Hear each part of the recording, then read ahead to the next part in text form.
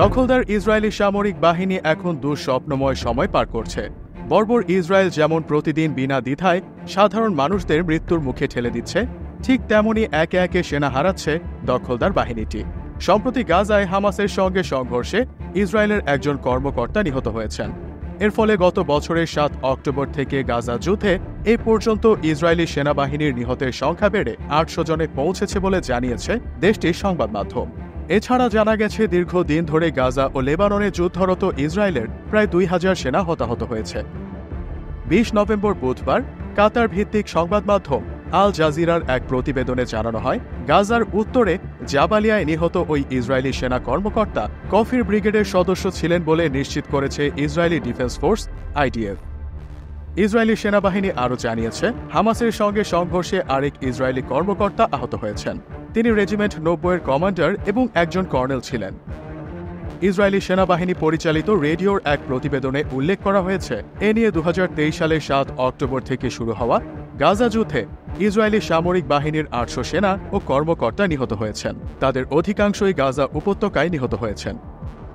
অন্যদিকে একই সময়ে ইসরায়েলি বাহিনীর অভিযান ও আগ্রাসনে প্রায় 44,000 ফিলিস্তিনি নিহত হয়েছেন, যাদের মধ্যে বেশিরভাগই নারী ও শিশু।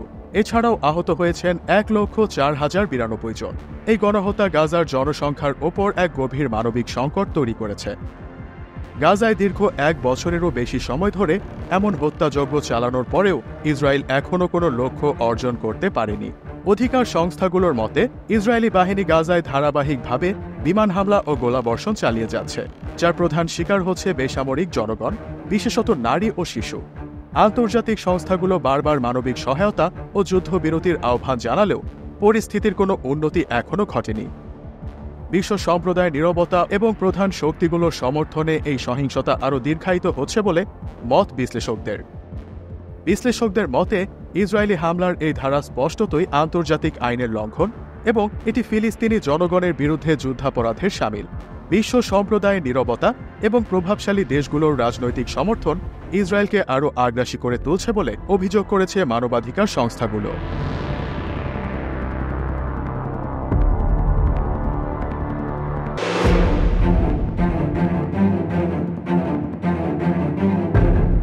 যুক্তরাষ্ট্রের বিদায়ী প্রেসিডেন্ট জো বাইডেন ইউক্রেনের প্রেসিডেন্ট ভলোদিমির জেলেনস্কিকে রাশিয়ার অভ্যন্তরে হামলার অনুমতি দেওয়ার 48 ঘণ্টা অতিক্রান্ত হওয়ার আগেই রাশিয়ায় ক্ষেপণাস্ত্র হামলা চালায় ইউক্রেন। এর মাধ্যমে ইউক্রেন যুদ্ধের উত্তেজনা যেমন কয়েক গুণ বেড়েছে, ঠিক তেমনি সাপের লেজে পাড়া দেওয়ার মতো পরিস্থিতির উদ্ভব ঘটিয়েছে কিয়েভ। এর ফলে সুপার পাওয়ার রাশিয়া প্রথমবারের মতো ইউক্রেনকে লক্ষ্য করে আন্তঃমহাদেশীয় মিসাইল ছুড়েছে। 21 নভেম্বর বৃহস্পতিবার ভোরে মিসাইলটি ছোড়া হয়েছে বলে দাবি করেছে ইউক্রেন। ইউক্রেনীয় বিমান বাহিনী জানিয়েছে, মিসাইলটি ছোড়া হয়েছে রাশিয়ার আস্ট্রাখান থেকে। এটি ভোলোগোরোদের দক্ষিণ পূর্ব দিকের এই অঞ্চলটি কাস্পিয়ান সাগরের পাশে অবস্থিত।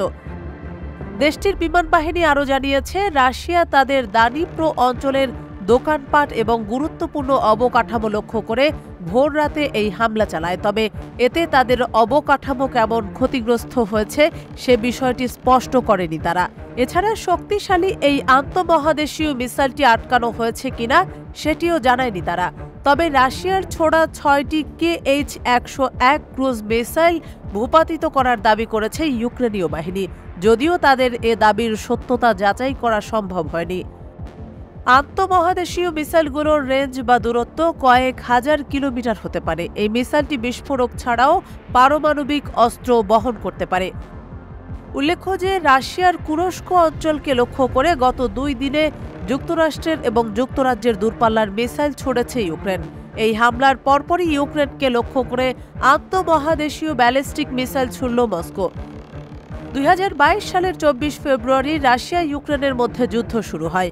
প্রায় 3 বছরে পা দিতে যাওয়া এ যুদ্ধ গত কয়েক মাস ধরে অনেকটা আড়ালে ছিল। তবে রাশিয়া হঠাৎ করে আবারও দ্রুত সময়ের মধ্যে ইউক্রেনের বিশাল একটি অংশ দখল করে নিয়েছে। এরপরই রাশিয়ায় মার্কিন ও ব্রিটিশ দূরপাল্লার মিসাইল ছুড়েছে ইউক্রেন।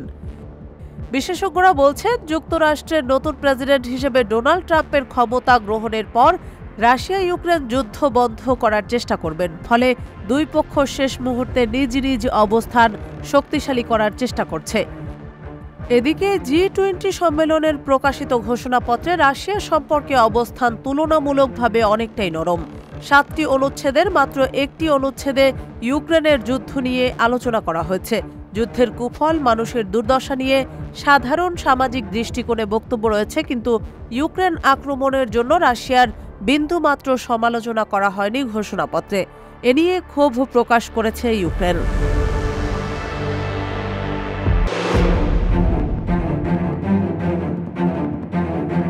গত কয়েক মাস ধরে ভারতে নানাবিধ আলোচনা সমালোচনার কেন্দ্রবিন্দু হয়ে উঠেছে বিশ্বের অন্যতম ধনকুবের ভারতের আদানি গ্রুপের চেয়ারপারসন গৌতম আদানি।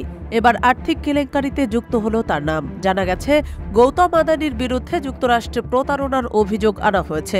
এতে তাকে 250 মিলিয়ন মার্কিন ডলার ঘুষ দেওয়া এবং যুক্তরাষ্ট্রে অর্থ সংগ্রহের জন্য তা গোপন করার দায়ে অভিযুক্ত করা হয়েছে। মূলত উৎকোচ স্কিমের মাধ্যমে পরিচালিত হয়ে নিজের দেশে বিশাল এক সৌরশক্তির প্রকল্পে বিনিয়োগকারীদের সঙ্গে আদানি প্রতারণা করেছেন। 21 নভেম্বর বৃহস্পতিবার পৃথক প্রতিবেদনে এই তথ্য জানিয়েছে সংবাদ মাধ্যম বিবিসি ও ভয়েস অব আমেরিকা। সংবাদ মাধ্যমগুলোর প্রতিবেদনে বলা হয়েছে, স্থানীয় সময় বুধবার নিউ ইয়র্কের একটি আদালতে ভারতের অন্যতম ধনী এই ব্যক্তির বিরুদ্ধে এসব ফৌজদারি অভিযোগ দায়ের করা হয়। 62 বছর বয়সী আদানির ব্যবসা বর্তমানে বন্দর এবং বিমানবন্দর থেকে পুনর্নবীকরণযোগ্য জ্বালানি পর্যন্ত বিস্তৃত। অভিযোগে প্রসিকিউটররা জানিয়েছেন, গৌতম আদানি এবং অন্যান্য সিনিয়র এক্সিকিউটিভরা তার পুনর্নবীকরণযোগ্য জ্বালানি কোম্পানির জন্য চুক্তি নিশ্চিত করতে ভারতীয় কর্মকর্তাদের অর্থ প্রদানে সম্মত হয়েছেন, যা 20 বছরে $2 বিলিয়ন বেশি লাভ করবে বলে আশা করা হচ্ছে। আদানি গ্রুপ অবশ্য তাৎক্ষণিকভাবে এই বিষয়ে মন্তব্যের অনুরোধে জবাব দেয়নি বলে জানিয়েছে বিবিসি বলছে, নিরাপত্তা সংক্রান্ত জালিয়াতি এবং নিরাপত্তা ও ওয়াইমার জালিয়াতির বিষয়ে ষড়যন্ত্র করার অভিযোগে 62 বছর বয়সী গৌতম আদানির অভিযুক্ত হওয়ার কথাটি বুধবার প্রকাশ করা হয়। তার বিরুদ্ধে অভিযোগ হচ্ছে, তিনি সেই সব বিনিয়োগকারীকে প্রতারিত করেছেন যারা একটি প্রকল্পে বহু বিলিয়ন ডলার বিনিয়োগ করেছেন। তিনি তার এই পরিকল্পনার কথা জানাননি যে ভারতীয় কর্মকর্তাদের তিনি 25 কোটিরও অধিক ডলার ঘুষ দিয়ে সৌরশক্তি সরবরাহের এই লাভজনক কন্ট্রাক্টটি পান। আদানির ব্যবসা এবং প্রকল্পের সঙ্গে সম্পৃক্ত আরও বহু লোকের বিরুদ্ধেও অভিযোগ আনা হয়েছে। উপসহকারী অ্যাটর্নি জেনারেল লিসা মিলার বলেন, এই অভিযোগে বলা হয়েছে তারা যুক্তরাষ্ট্রের বিনিয়োগকারীদের ব্যবহার করে দুর্নীতি ও জালিয়াতির মাধ্যমে রাষ্ট্রব্যাপী ওই বিশাল জ্বালানি শক্তির কন্ট্রাক্ট গ্রহণ ও অর্থায়ন করতে চেয়েছিলেন। উল্লেখ্য যে গৌতম আদানি ভারতের ক্ষমতাসীন দল বিজেপির ঘনিষ্ঠ বলে মনে করা হয়। 1990-এর দশকে কয়লার ব্যবসার মাধ্যমে তিনি নিজের ভাগ্য গড়ে তোলেন। পরে আদানি গ্রুপ প্রতিরক্ষা সরঞ্জাম থেকে শুরু করে রাস্তা নির্মাণ, এমনকি ভোজ্য তেল বিক্রি সহ ব্যবসার বিভিন্ন দিকে সম্পৃক্ত হয়েছে। বর্তমানে তাদের ব্যবসা বন্দর এবং বিমানবন্দর থেকে পুনর্নবীকরণযোগ্য জ্বালানি পর্যন্ত বিস্তৃত।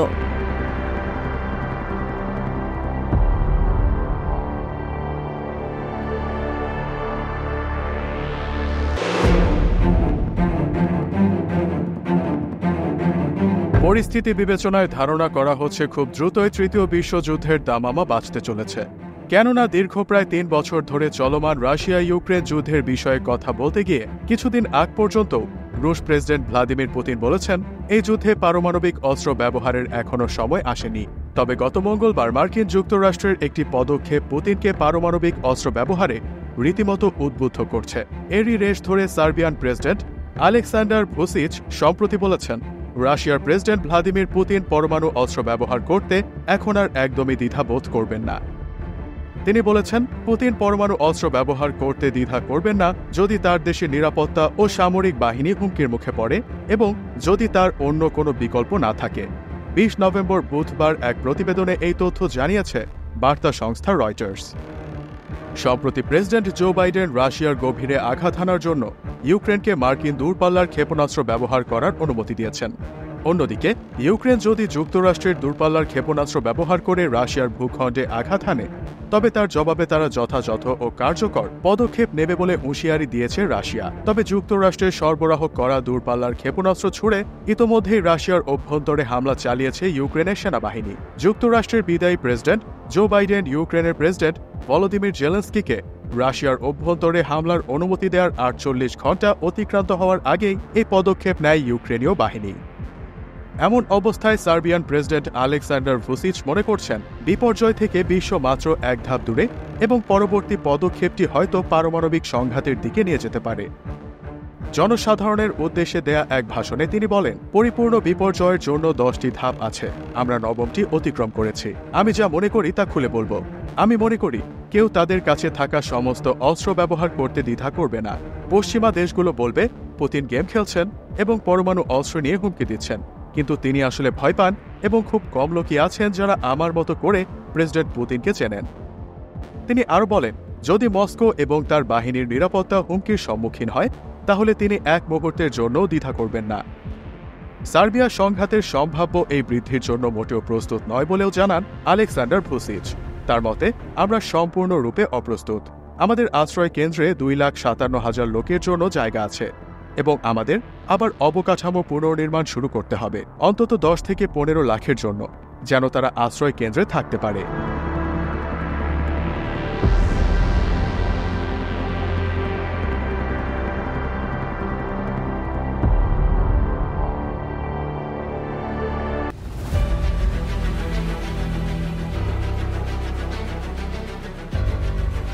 দখলদার ইসরায়েল মধ্যপ্রাচ্য জুড়ে চালানো বর্বর আগ্রাসনে তাদের ক্ষয়ক্ষতির তথ্য গোপন করে আসছে এখন পর্যন্ত। বিশেষ করে ইসরায়েলের একগুঁয়ে প্রধানমন্ত্রী বেনিয়ামিন নেতানিয়াহুর কঠোর নির্দেশনা থাকায় দেশটির সামরিক বাহিনীর সেনা হারানোর আসল তথ্য সামনে আসে না বললেই চলে। তবে সম্প্রতি চলমান লেবানন যুদ্ধের মাঝে হিজবুল্লাহ গোষ্ঠী এক বিস্ফোরক তথ্যের খোলাসা করেছে। ইরান সমর্থিত গোষ্ঠীটি জানিয়েছে, দক্ষিণ লেবাননে গত 1 অক্টোবর থেকে শুরু হওয়া সংঘর্ষে 1160 জন ইসরায়েলি সেনা হতাহত হয়েছে। 20 নভেম্বর বুধবার প্রকাশিত এক বিবৃতিতে হিজবুল্লাহ জানিয়েছে, চলমান লড়াইয়ে ইসরায়েলি সেনাবাহিনীর বড় ধরনের ক্ষয়ক্ষতি হয়েছে। হিজবুল্লাহর অপারেশন রুমের তথ্য অনুযায়ী গত 1 অক্টোবর থেকে পর্যন্ত তাদের যোদ্ধাদের সঙ্গে সংঘর্ষে 110 জন ইসরায়েলি সেনা নিহত এবং 1050 জন আহত হয়েছে। একই সময়ে দখলদার বাহিনীর 48টি মেরকাভা ট্যাঙ্ক, 9টি সামরিক বুলডোজার, 2টি হামার গাড়ি, 2টি সাঁজোয়া যান এবং 2টি সৈন্যবাহী যান ধ্বংস করেছে হিজবুল্লাহ। এছাড়াও 6টি হারমেস 450 ড্রোন, 2টি হারমেস 900 ড্রোন এবং একটি কোয়াডকপ্টার গ্লাইডার ধ্বংস করা হয়েছে বলে বিবৃতিতে জানানো হয়। এদিকে দক্ষিণ লেবাননে জিভ এরলিচ নামের 71 বছর বয়সী এক গবেষক ও 2 ইসরায়েলি সেনা নিহত হয়েছে। এই 2 সৈন্যের মৃত্যুর ফলে গাজা যুদ্ধ শুরুর পর থেকে এখন পর্যন্ত লেবাননে 8 শতাধিক ইসরায়েলি সেনার মৃত্যু হলো বলে তথ্য পাওয়া গেছে। ইসরায়েলি বাহিনী জানায়, 22 বছর বয়সী এক সেনা দক্ষিণ লেবাননে যুদ্ধ চলাকালীন নিহত হয়েছে। ওই সেনা ইসরায়েলি ট্যুর গাইড এবং প্রত্নতত্ত্ববিদ জিভ এরলিচের সঙ্গে ছিল। 71 বছর বয়সী এরলিচ একটি প্রত্নতাত্ত্বিক স্থানে কাজ করতে গিয়ে নিহত হন। এরলিচ ও তার সঙ্গে থাকা এক সেনা সদস্য দক্ষিণ লেবাননে গোলানি ব্রিগেডের একটি chief of staff colonel Yoav ইয়র্মের নেতৃত্বে ওই এলাকায় প্রবেশ করেছিলেন। তবে ওই এলাকায় আগে থেকেই 2 জন হিজবুল্লাহ যোদ্ধা লুকিয়েছিল। হিজবুল্লাহ যোদ্ধারা তাদের উপর গুলি চালায়। এতে জিভ এরলিচ এবং একজন সেনা নিহত হয়। এ ঘটনায় গোলানি ব্রিগেডের একজন অফিসার গুরুতর আহত হয়। ইসরায়েলি বাহিনী জানিয়েছে, এটি একটি অত্যন্ত গুরুতর ঘটনা এবং পুরো বিষয়টি তদন্ত করা হচ্ছে।